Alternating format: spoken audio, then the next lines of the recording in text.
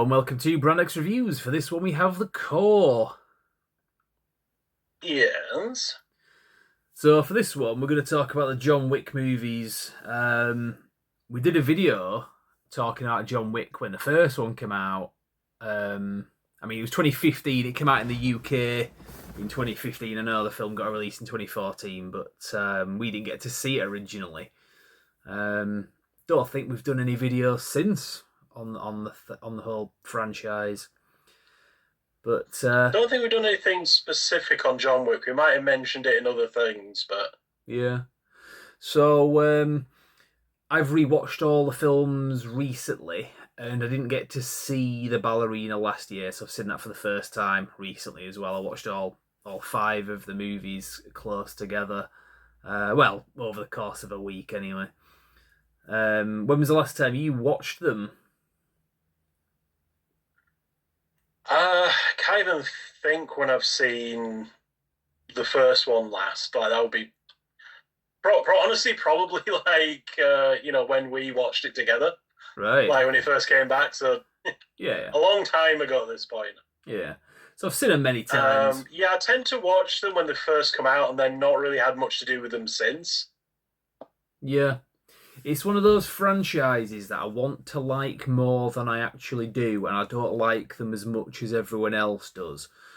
Which I don't mean to sound like too harsh, because they're still very good films. I mean, they are like genre redefining films, I guess you'd say. I don't think it's pretentious to say that. I think it's very fair to say that, because it has done. Everybody's wanting to make films like John Wick now when they make action movies. Or at least that was a thing for a few years. And obviously, it was off the strength of the first one, which was a bit of a smaller budget movie. It was a kind of a comeback for Keanu Reeves at the time. But it held up. A lot of people, like a lot of normies, liked it. People that aren't obsessed with action movies is what I mean. Like just normal movie-going audience liked it.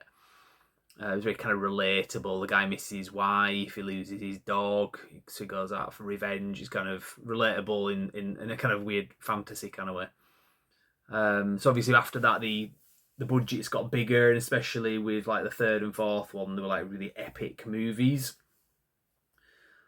And then there's the Ballerina, but thing is, it's like I think to me the film's kind of peaked with the second film.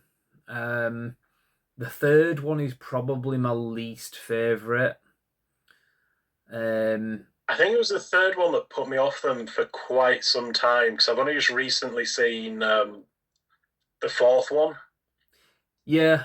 So it's just John Wick. It's Topher 3, Topher's Bell Endem, and then like John Wick 4, isn't it? Something like that. Yeah. Because I remember when the fourth film came out, after the third film, I was thinking, and it's like 3 hours long nearly, is that fourth film. I was like, and this part of the problem, there's no way this film, a John Wick film, has to be like 3 damn hours. But I saw it in the cinema, and I had a really good time. And I thought number 4 kind of won me over a little bit more. I didn't dislike number 3. I'm not like dissing the movies. I don't dislike any of them. It's just... Yeah, I will diss them a little bit more. I don't think they're bad films, but I do think they are action porn. It's like, as long as you like seeing lots of fighting constantly every single scene, you'll be fine. If you get a bit bored with that after a while, you will find them a bit wretched.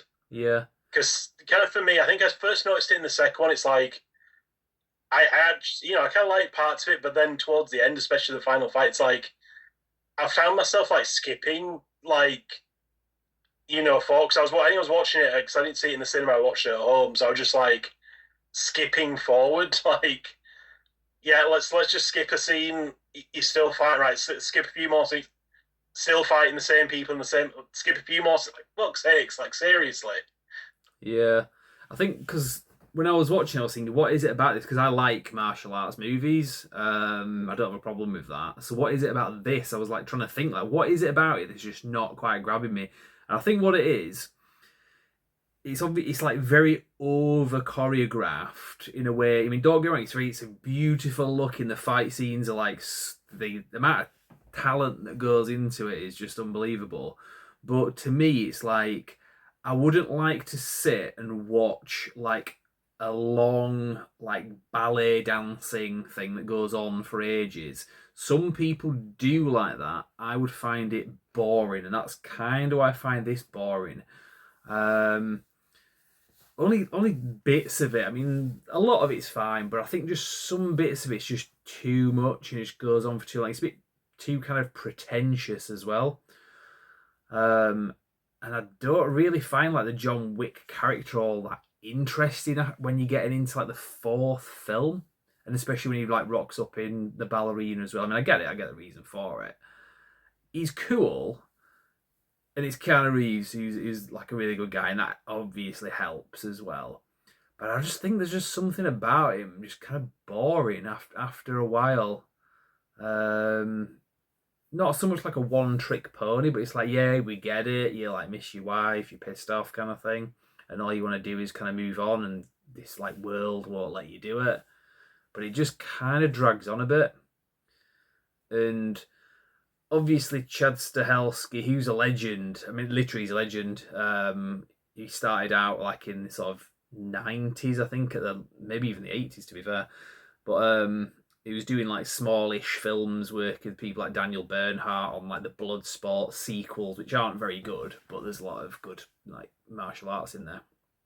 And he went on to do things with like Keanu Reeves, like with The Matrix and so on. He's directed these, and obviously his contribution to that has left its kind of stamp on the films. Where when you think John Wick, you think the fight scenes. You think of the usual thing that gets overdone in the movies, where he's in the nightclub and there's the neon lights flashing and there's the girls dancing in the background while the fight's going on, like, and it just gets a bit like repetitive. But that is the Chad Stahelski thing. We were just saying before we started this video, you just know, because he's doing the new Highlander film, the Highlander remake with Henry Cavill. You just know at some point in the movie, Henry Cavill as Connor McLeod is going to be like on a rooftop, like fighting the Kurgan, played by Dave Bautista, and they're going to like crash through the roof, and they're going to end up in a nightclub with like neon lights flashing. You just know, and then there's going to be like girls dancing in the background, the rave music's going, it's going to look really cool. It's either going to work or it's not.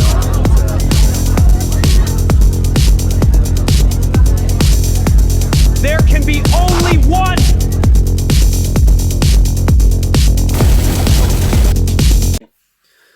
So that's definitely something. No, like I said, go on. Like my problem with them is always like I can kind of, especially after I've watched a couple in like succession, it's like you can follow exactly how the fight's going to go.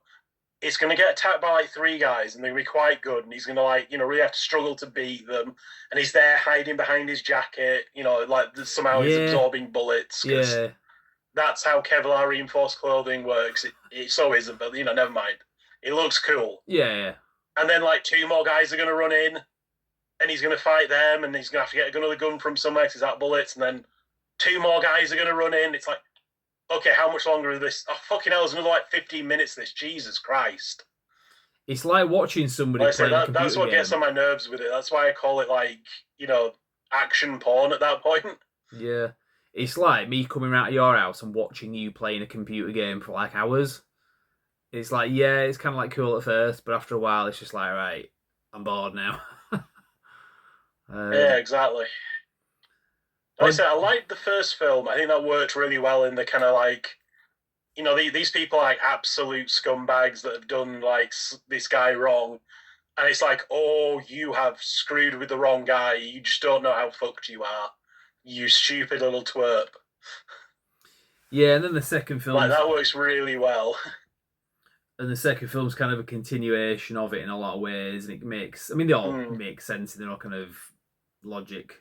But I think, to me, like, it kind of peaked with the second film because it had a lot of the good stuff from the first one, but then elevated with a bigger budget and so on. And I think after that... and don't get me wrong... like I say, I found the third film kind of tedious, to be honest. Yeah. And then the fourth film, I held off watching it for a very long time. I was like, oh, God, this is crap. Though when I actually sat down and watched it, I'm like, actually, yeah, I quite enjoyed that. It was still a bit like action porny at certain points, like, oh, God, there's yet two more guys come jumping in, God damn it. but I still liked it for what it was. It was pretty good.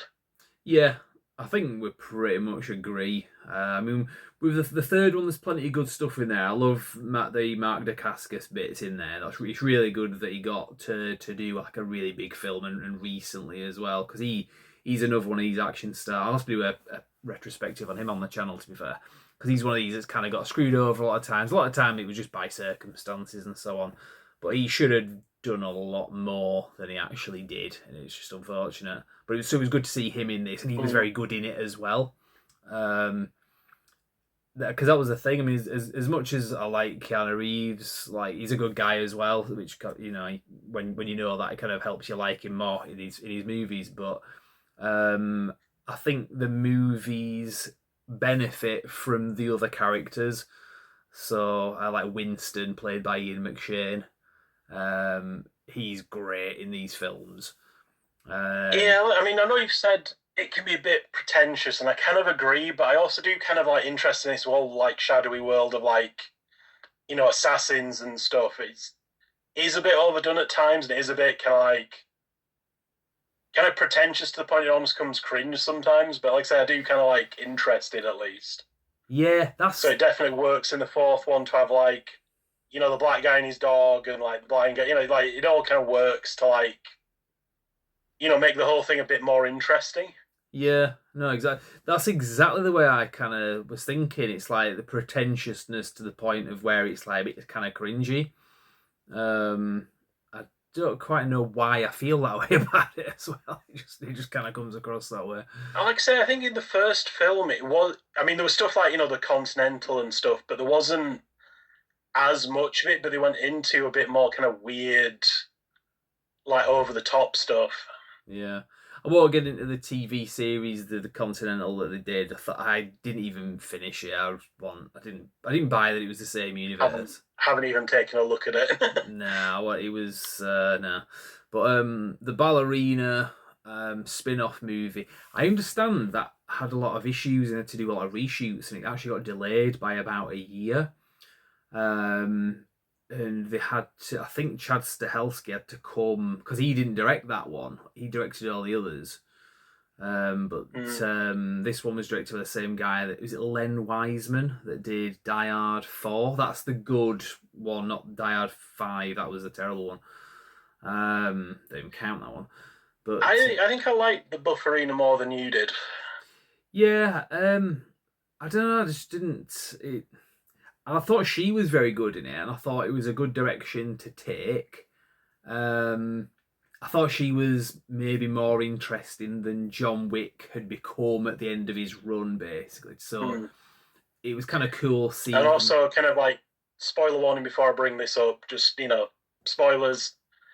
It is kind of interesting when, you know, they call in John Wick and it's like, oh, she's so fucked.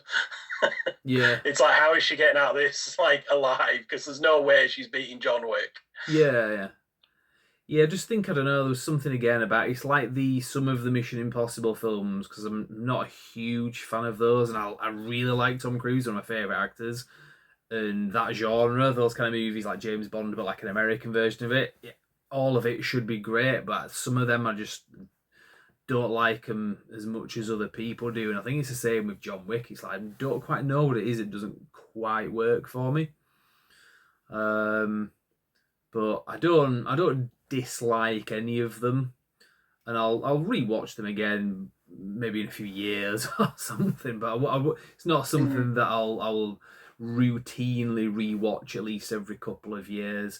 Certain things like the Fast and Furious movies, I'll tend to rewatch them every couple of years at least. When it comes to like modern action movies.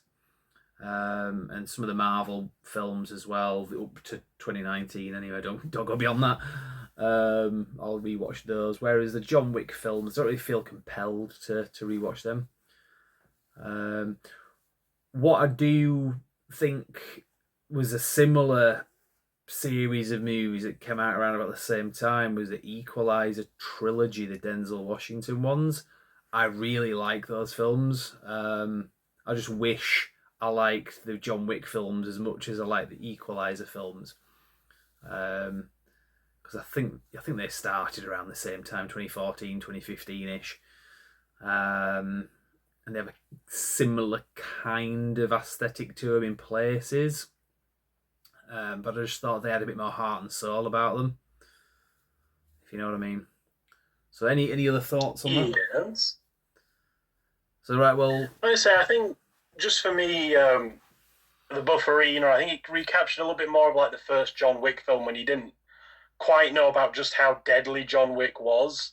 So you kind of like a little bit more concerned about him. Like, is he actually going to make it through this? Like, because they're basically telling you, oh, the Baba Yaga's this big scary guy, but at the same time, you're like, we've not seen him for across 4 films, like absolutely body like hundreds of people. yeah, exactly. Yeah. So we'll leave it at that anyway. So I hope we didn't come across too kind of hateful on the franchise, because I know it's a very well liked film series, and people probably take exception to our criticising it. But I think the point of this video is I don't think we like the movies as much as other people do, and maybe think that they're a bit overrated. So I like them for what they are. It's just I've got to be in the right mindset, the right mood. yeah, Like I say, I found some of them just kind of dull after a bit, and I think that was partly the mindset I went into them with. yeah, Like maybe if I'd been more in like a massive action mood, like I might have liked them better. yeah. Well, hopefully, But yeah, you like I say, it's hard to say. yeah. Well, like I said, Chad Stahelski doing the new Highlander movie. It should work. I'm very confident about that. Because nothing against the work that he did with these. I think he did a very good job with the visuals and so on. So right, we'll leave it there. Branix Reviews, and we'll see you next time.